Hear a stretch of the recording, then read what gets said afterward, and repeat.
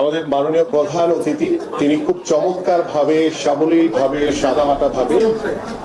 বাস্তবিক যে সমস্যাগুলো কি করণীয় সে বিষয়গুলো সম্পর্কে খুব সাদামাটা ভাবেই কিন্তু তিনি আমাদের সামনে উপস্থাপন করে গেছেন। এবং আমরা বিশ্বাস করি যে নগরের যে বর্জ্য ব্যবস্থাপনা ইতিমধ্যে আমাদের মাননীয় প্রধানমন্ত্রী ওয়েস্ট টু এনার্জি কিভাবে তৈরি করা যায় এবং সেটার জন্য আমাদের যে কনসালটেন্ট নিয়োগ করা হয়েছে বা আমাদের বিভিন্ন যে কার্যক্রম এবং আমাদের মাননীয় প্রতিমন্ত্রী সার্বক্ষণিকভাবে এই বিষয়গুলো নিয়ে তদারকি করছেন, কাজ করছেন। আমরা একটি নতুন শহর গড়ার লক্ষ্য নিয়ে আমাদের সবচেয়ে বড় যে বিষয়টি দরকার সেটি হচ্ছে একটি সামাজিক আন্দোলন গড়ে তোলা দরকার। সেই সামাজিক আন্দোলনকে আমরা কিন্তু শুরু করতে পারি আমাদের ছোট ছোট কোমলমতি যে বাচ্চারা রয়েছে প্রতিটি স্কুলে আমরা যদি এই বর্জ্য ব্যবস্থাপনা বা আমাদের নগর উন্নয়নের জন্য একটি টেকসই সমাজ ব্যবস্থা গড়ার জন্য আমাদের কি কি করণীয় রয়েছে, আমরা যেভাবে আমাদের সন্তানদেরকে নিজের পরিবারে আমরা একটি কথা প্রায়শই বলি যে সত্য কথা বলবা, মিথ্যা বলা যাবে না, ভালোভাবে চলবা, বড়দের সম্মান করবা, ছোটদের স্নেহ করবা, এই যে বিষয়গুলো যে চলমান কথাগুলো রয়েছে, আমি বিশ্বাস করি আমাদের মাননীয় প্রধানমন্ত্রী একটি বক্তব্য তিনি বলেছিলেন যে আমাদের নৈতিকতা এবং সামাজিক যে মূল্যবোধ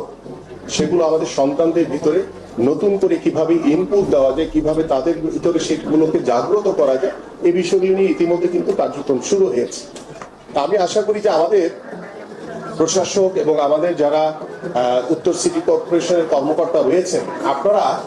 একটি প্রকল্প আকারে কিংবা একটি প্রজেক্ট আকারে বা আমাদের সচেতনতার জন্য আমরা যদি প্রতিটি স্কুলে আমাদের যখন শিক্ষক মন্ডলী শিক্ষার্থীদের উদ্দেশ্যে তার যে পাঠ্যপুস্তকের বই নিয়ে আলোচনা করেন, পড়াশোনা করেন, ঠিক তখন আমাদের এই নগর ব্যবস্থাপনা বা নগরের যে বর্জ্য ব্যবস্থাপনা, যে আমরা ময়লাটি আপনার এই যে আমাদের মাননীয় মন্ত্রী প্রধান অতিথি তিনি বলে গেছেন যে আমরা যখন দেশের বাইরে যাই তখন একটি চকলেটের খোসাও কিন্তু আমরা বিন খুঁজি যে কোথায় ফেলবো। অনেক সময় যে আমাদের যে মুখে থুতু ফেলতেও গেলে আমরা দেখা যায় যে রাস্তাঘাটে আমরা চলার পথে ফেলে দিচ্ছি, কিন্তু তখন কিন্তু ওই থুতুটুকু ফেলার জন্য কিন্তু আমরা কিন্তু বিন খুঁজি যখন দেশের বাইরে যাই। এই যে সচেতনতা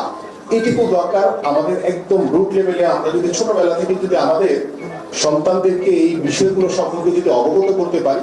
তাহলে আমাদের এই বর্জ্য ব্যবস্থাপনার অনেক সমস্যায় কিন্তু সমাধান হয়ে যাবে।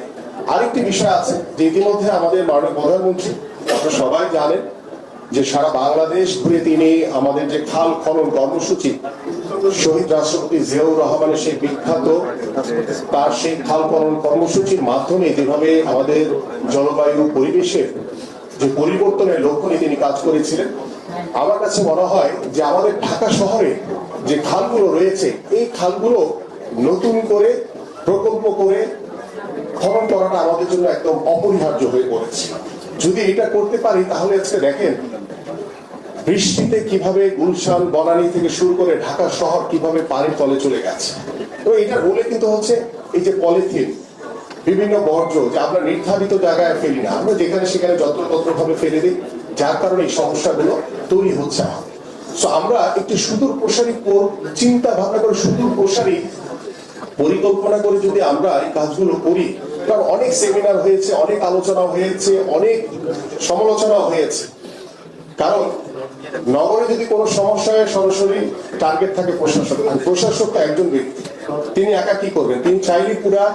নগরকে চেঞ্জ করে ফেলতে পারবেন না। এটার জন্য আমাদের সচেতনতার মাধ্যমে আপনারা যারা এখানে বসে আছেন, আমাদের যে সমাজ ব্যবস্থা রয়েছে সবাইকে কিন্তু একসাথে কাজ করতে হবে, তাহলে কিন্তু একটি উন্নত সমাজ ব্যবস্থা, আমাদের যে নগরের যে উন্নয়ন ব্যবস্থা, বর্জ্য ব্যবস্থা, এটাকে আমরা কাজে লাগাতে পারবো। এবং পাশাপাশি আজকে হয়তো আমাদের এখানে সেমিনারে বিভিন্ন সোসাইটির বা আমাদের বিভিন্ন নেতৃবৃন্দ এখানে উপস্থিত হয়েছে, কিন্তু এখানে যদি আমরা বিভিন্ন যেমন ভাষা রেখে এখানে একটি বস্তি রয়েছে আমাদের মাননীয় প্রধানমন্ত্রী নির্বাচনী এলাকা, আমার নির্বাচনী এলাকায় সেখানে উর্দুভাষীদের একটি বৃহৎ জনগোষ্ঠী রয়েছে। আমি জানি না আপনারা কয়জন সেই উর্দুভাষীদের সেই জায়গায় গিয়েছেন। আমাদের প্রশাসক মহোদয় যেখান থেকে নির্বাচন করেন তার এলাকায় অনেক বেশ কয়েকটি বস্তি এলাকা রয়েছে। এই মানুষগুলোকে যদি আমরা সচেতন করতে না পারি এবং তাদের যে ড্রেনেজ ব্যবস্থা, তাদের যে পয় নিষ্কাশনের ব্যবস্থা খুবই জরাজীর্ণ অবস্থা, এটা না দেখলে বিশ্বাস করা যায় না। আমরা যখনই যাই সবসময় একটি কথা বলে যে ভাই আমাদের এই ড্রেনটাকে পরিষ্কার করে দেন। আমরা পানি বের হয় না, আমাদের এখানে ময়লা স্তূপ